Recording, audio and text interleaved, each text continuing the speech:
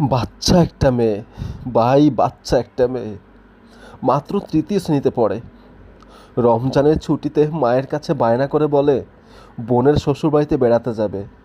মা বাধ্য হয়ে মেয়েটাকে বড় মেয়ের শ্বশুরবাড়িতে রেখে আসেন। সেখানেই বোনের শ্বশুর দ্বারা দর্শনের শিকার। হায় আল্লাহ, এই বাচ্চা মেয়েটা, এই কোন যুগে বাস করছি আমরা? ভাই আপনি একবার চিন্তা করে দেখেন, বোনের শ্বশুর মানে তালই, এই তালই তো বাবার মতো, তাই না? যেখানে তার এই বাচ্চা মেয়েটাকে স্নেহ করা উচিত ছিল, আদর করে চকলেট কিনে দেওয়া উচিত ছিল, সন্ধ্যায় কাছে বসে ভূতের গল্প শোনানো উচিত ছিল, সেখানে তিনি রাক্ষসী ভূমিকা অবতরণ করে বাচ্চা মেয়েটাকে দর্শন করলেন।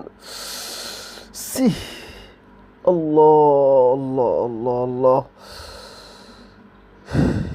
এই কোন জানোয়ার, এই কোন জানোয়ার!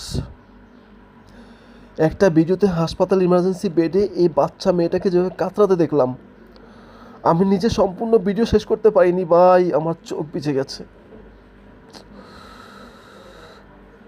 আমার কথা হচ্ছে, এই রাক্ষসটাকে জনসম্মুখে এনে হয় কতল করা উচিত, নয় ফাঁসি দেওয়া উচিত, না হয় বুক সমাত গর্তে ঢেকে তারপর তাকে পাথর মেরে মারা উচিত। না হলে এই জানোয়ারগুলো আর শিক্ষা পাবে না। এই জানোয়ারদেরকে এভাবে শিক্ষা দেওয়া উচিত যেন আর কোনো জানোয়ার, আর কোনো নরপশু এমন ঘৃণিত কাজ করতে সাহস না পায়।